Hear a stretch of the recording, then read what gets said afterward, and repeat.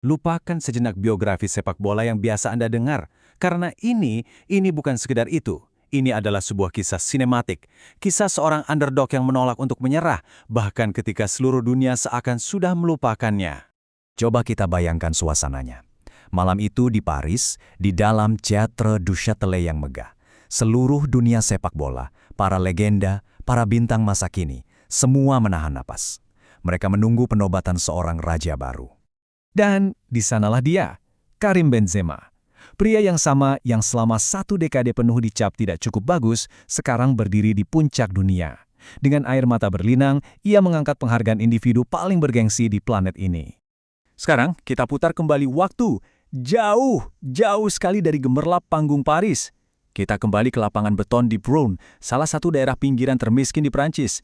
Di sana, ada seorang anak laki-laki kurus, putra dari imigran Aljazair yang setiap hari menendang bola dengan mimpi yang, ya saat itu, tampak mustahil. Nah, itulah pertanyaan besarnya kan? Pertanyaan yang akan coba kita bedah bersama. Ini adalah kisah tentang kesabaran, pengorbanan, dan sebuah pembuktian yang luar biasa. Oke, kisah kita dimulai dari sini, dari seorang anak ajaib asal Lyon yang berhasil mendapatkan transfer impiannya. Tapi, impian itu dengan sangat cepat berubah menjadi mimpi buruk. Begini ceritanya. Di kota asalnya, Lyon, dia itu idola. Umur 20 tahun udah jadi pemain terbaik di Prancis, mencetak 31 gol. Gila. Semua klub besar Eropa ngejar dia, lalu Real Madrid datang. Tentu saja, ini adalah puncak impian. Tapi kenyataannya jauh lebih brutal dari yang dibayangkan. Real Madrid itu bukan Lyon. Tekanannya benar-benar level berbeda. Tiba-tiba dia harus bersaing dengan nama-nama besar seperti Cristiano Ronaldo dan Gonzalo Higuain. Media Spanyol? Wah, mereka tanpa ampung, bahkan menjulukinya transfer terburuk.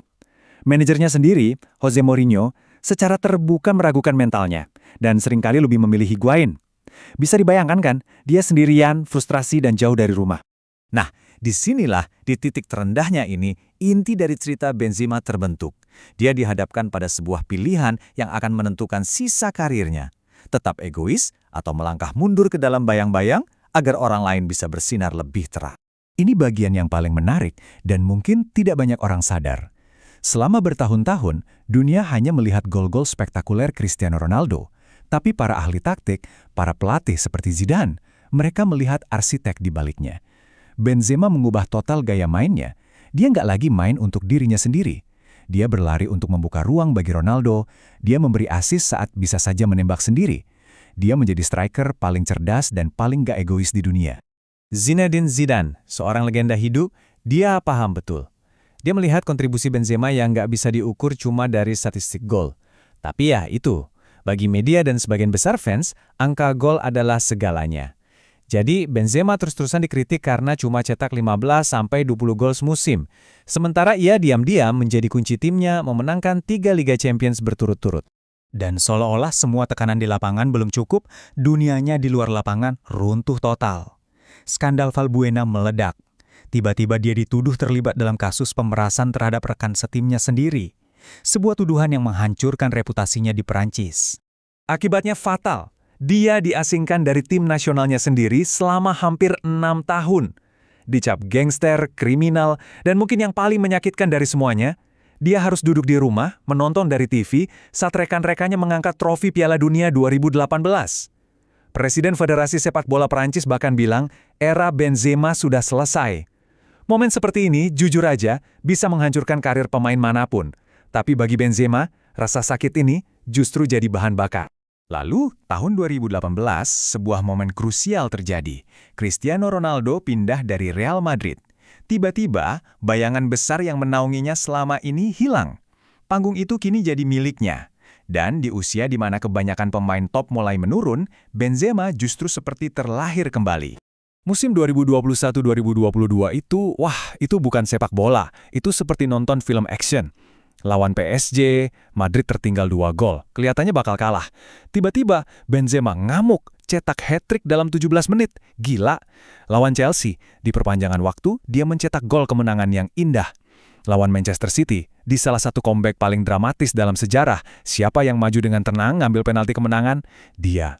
Dia bukan lagi aktor pendukung. Dia adalah pemeran utamanya. Dan lihat angka ini. 15 gol. bukan di Liga Domestik, tapi di Liga Champions, kompetisi klub tersulit di dunia. Dia jadi top skor, dominasi total. Dan ini bagian yang paling bikin geleng-geleng kepala. Dia melakukan semua itu di usia 34 tahun. Di umur segitu, kebanyakan striker elit udah pensiun atau main di liga yang kurang kompetitif. Benzema, dia malah memainkan sepak bola terbaik sepanjang hidupnya.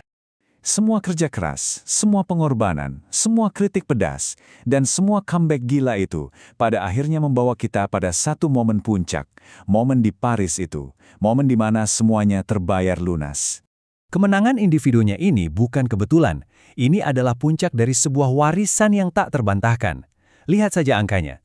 Pencetak gol terbanyak kedua sepanjang sejarah Real Madrid hanya di belakang Ronaldo yang fenomenal, 5 trofi Liga Champions. Dia bukan lagi si flop, dia adalah legenda. Titik. Coba kita lihat lagi perjalanannya. Dari seorang anak ajaib menjadi pemain yang dicap gagal. Dari sosok yang terbuang oleh negaranya sendiri menjadi seorang raja. Ini adalah salah satu pendakian paling luar biasa dalam sejarah olahraga. Bukti nyata dari ketahanan mental yang, ya ampun, luar biasa. Tapi yaitu, tidak semua cerita punya akhir yang sempurna seperti di film. Kisahnya dengan tim nasional Prancis tetap menjadi sebuah catatan yang sedikit pahit. Sebuah cerita tentang sakit hati dan penebusan yang tidak pernah benar-benar tuntas. Ini jadi pengingat bahwa di balik semua kejayaan, seringkali ada luka yang tersisa. Pada akhirnya, kisah Karim Benzema ini lebih dari sekedar sepak bola. Ini adalah pelajaran tentang kesabaran, tentang melakukan pekerjaan terbaik kita tanpa harus selalu mencari pujian, dan tentang percaya bahwa waktu kita untuk bersinar pasti akan datang. Pertanyaannya untuk kita semua adalah, ketika sorotan itu akhirnya datang, apakah kita siap?